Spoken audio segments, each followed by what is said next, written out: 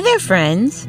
Welcome back to Music Land Stories, coming to you live from the origin point for all music and adventure stories in the known universe, and some of the unknown ones. And we're here at the Music Land Concert Hall. Last season, I became the purple-caped charmer, but you might know me by my real name, the Conductor. You know I love a sneaky alias. Whatever name I happen to be using, I'm still your tour guide for all your musical adventuring needs. I'm glad you caught me. I have one foot out the door. The portal, that is. As you probably know, part of my job as the conductor is to be constantly on the lookout for new stories, songs, and players. I get a tingle in the tip of my baton whenever a new story is about to start. And wouldn't you know, it happened first thing this morning. I was sitting down to breakfast. It was Wednesday, and that meant waffles with the Wu-Tang Clan. All of a sudden, my baton started to wobble next to my waffles. Jizza the genius grabbed it before it toppled off the table. I said, "Sorry, boys, but I've got a boogie." Because that wobble meant that somewhere in the universe, someone was about to start on a truly momentous adventure. And I wouldn't miss that for the world. Would you? I had to calibrate the portal, which meant I needed to find the right instrument. Not a ukulele. Definitely not the electric sousaphone. For this one, I needed, a wood instrument for sure. A flute solo should do the trick.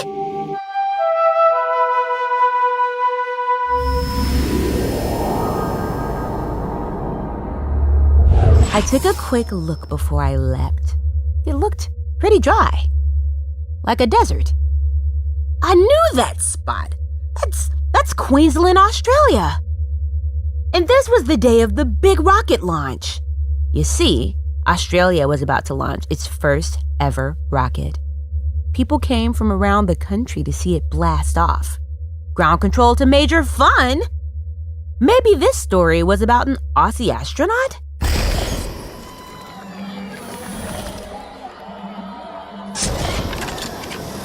I took a look around. Maybe someone in the crowd had a story about to start. It sounded amazing. Like nothing I'd ever heard before. And I've heard practically everything. I decided it was time to get this story started and jump in.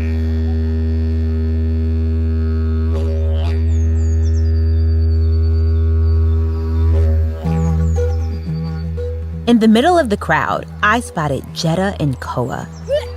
They were an odd pair. Jedda was 8 and tall for her age with dark braided hair that fell down her back. She wore a simple homemade cotton dress that she decorated with cloth flowers, and she had a big broad smile that shined like the sun. Koa was almost 7, 6.5 if anyone asked. He had a mushroom cap of sandy blonde hair, and all his clothes were hand-me-downs that had been worn by each of his 5 older siblings. They were held together with sewn-on patches. Koa had a serious expression, but his smile was sneaky, always springing up out of nowhere to surprise you. Jedda was playing a mandopole she made herself. It's a traditional Australian instrument made from the trunk of a hollowed-out eucalyptus tree. It's also called a didgeridoo. Jedda's was painted with beautiful bands of color. Red, gold, and green. People in Jedda's village have been making these instruments for over 1,000 years. They know how to find the right tree trunks, ones that have been eaten up on the inside by termites that are still solid on the outside. That's how you get that amazing sound when you blow into it. The lower the mandopole, the lower the sound. Jedda's was about 3 feet long, which is still pretty long for a kid her size. When she blew into one end, the other end was down past her knees. Koa was playing the clapsticks to help keep the beat. He carved fantastic shapes into them, and you could see how they were worn in to fit his hands. Over time, a player and their instruments start to become like one living creature. My old friend B.B. King once ran into a burning building to save his guitar. He named her Lucille, and Lucille sure could dance. But that's another story. These two had to be the stars of our story. I could feel it in my baton. Jedda and Koa had been friends for as long as either of them could remember. They came to Queensland that morning from their village, hours away in the desert. They came in on the back of a big old truck, kicking up dust in the desert the whole way. They were with friends and family, all coming to see the rocket launch. But Jedda and Koa were planning to play some music while they were in the big city. Jedda brought a big old sun hat for tourists to throw money into, so she and Koa could make a few bucks to help put food on the table back home. There aren't always roads when you get out into the desert, but Jedda and Koa and their friends had found their way here along a songline. A songline is a whole lot of things all at once. But for our story, there's just two things that are important to remember. A songline is a path you take across space and through time, like a road map that your heart follows, and also the story of who you are. But a songline is also a song. You find your way along it by singing or playing. If you ever get lost, your songline helps you get back on track. Jedda and Koa's songline brought them to Queensland that morning. But the tourists were not paying one bit of attention to their songs.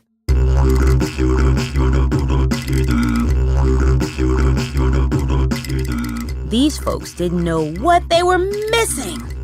These kids were tearing it up, and no one threw so much as a penny in Jedda's hat. They were spending their money on little plastic spaceships or cheap t-shirts and snacks, which I can't really blame them for. Everyone likes snacks.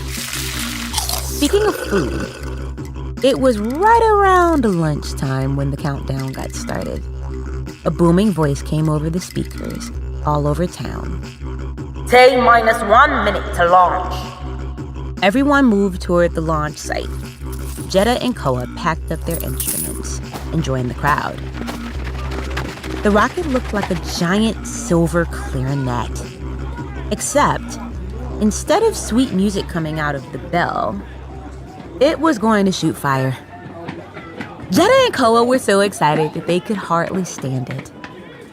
Blast off in 10, 9, 8, 7, 6, 5, 4, 3, 2, 1.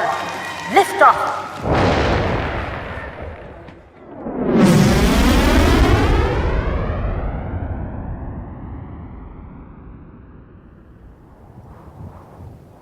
Woo! That was loud! My ears were ringing, and my head felt all mixed up. Like, for real. I couldn't even get a song to play straight in my head. Mary had some hot cross buns. That wasn't right. Twinkle, twinkle, jingle bells. Oh no. This was not good. The blast-off was so loud, it jumbled my songs. And if I couldn't keep my song straight, that meant that all the song lines in the world were jumbled. Song lines are like a web that holds everything together. If they were mixed up, it meant some serious trouble.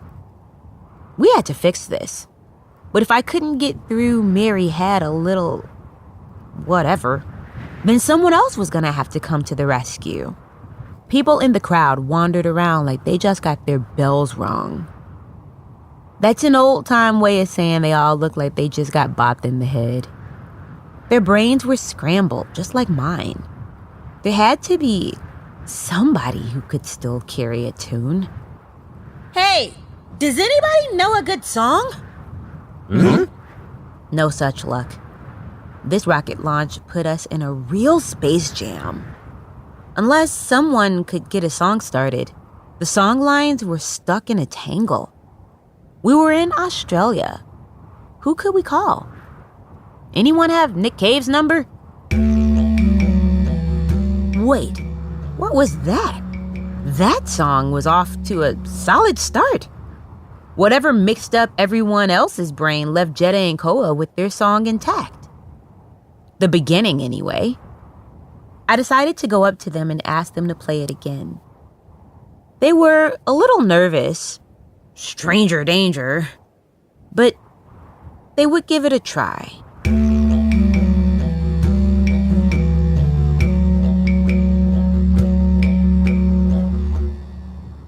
That was great!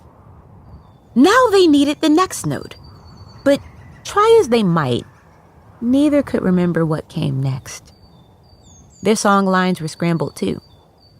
At least they had the beginning. Sometimes a beginning is all you need. The trick was to remember the rest. Maybe we could start with something simple. Get the old memory juices flowing. I asked Jedda if she remembered what she had for breakfast that morning. As I asked, I realized I didn't know what I had for breakfast that morning. I remembered I was with a friend. Was it oatmeal with Otis Redding? Shredded wheat with Shostakovich? I racked my brains, but I couldn't remember. Jedda put one finger to her bottom lip. This was the face she made when she was thinking. Me, I scratched the side of my head with my baton. Then she said, I remember. My mom made me pancakes with blueberries. And just like that, a little bell rang in all of our heads. A little bit of each of our song lines was set straight. I remembered that earlier that morning, I had waffles with the Wu-Tang Clan, and that Mary had a little lamb, not hot cross buns. I wasn't fully fixed. My brain usually contains whole symphonies, but the jumble was beginning to untangle. Now, we had to see if we could take it a little further. I asked Jedda and Koa if they could remember the next bit of their song.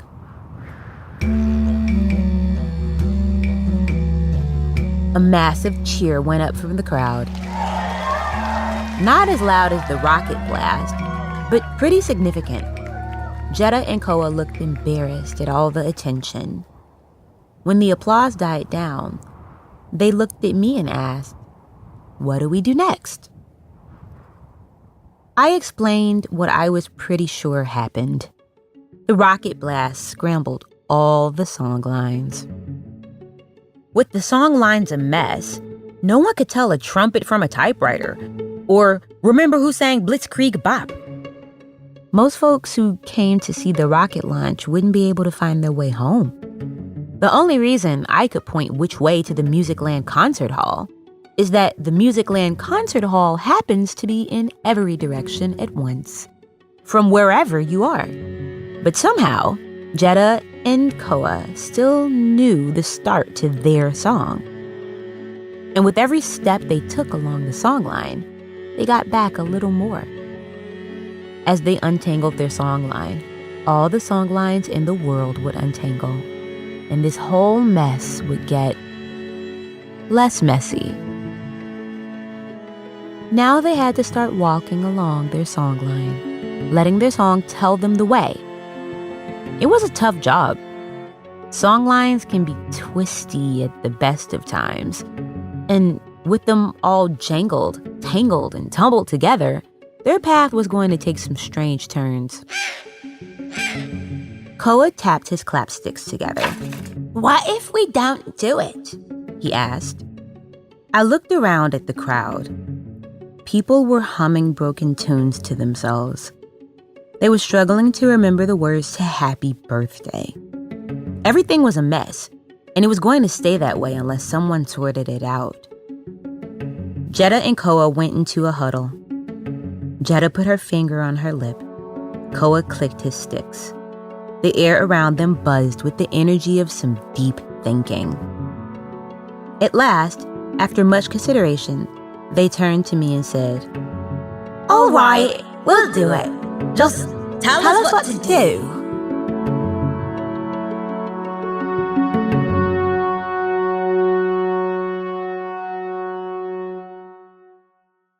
I wish it was that simple. A long time ago, in a concert hall far, far away, when I was just an itty-bitty baby conductor, part of me wanted someone else to show me how to create the perfect song. But it doesn't work that way. Maybe you get a teacher who shows you the basics, or a friend who teaches you a trick that works for them. But when it comes to creating something of your own, the only way to do it is to do it. You have to try it on your own. And for that, you have to start. So that's what Jedda and Koa did. The journey of 1,000 measures begins with one note. They each tilted one ear into the air. The crowd held its breath, and in the quiet, Jedda and Koa heard the wind whistling across the desert. It was familiar and new at the same time. It was the beginning of their songline, and so they followed it. And if it's cool with you, desert discoverers, we're going to follow them. Jedda and Koa have a lot riding on their journey, but they're going to get plenty of help along the way. Some from your friend the conductor, some from unexpected places. It's going to be a heck of a trip, so join me next time for the next part of the journey. Until then, this is your conductor. Out.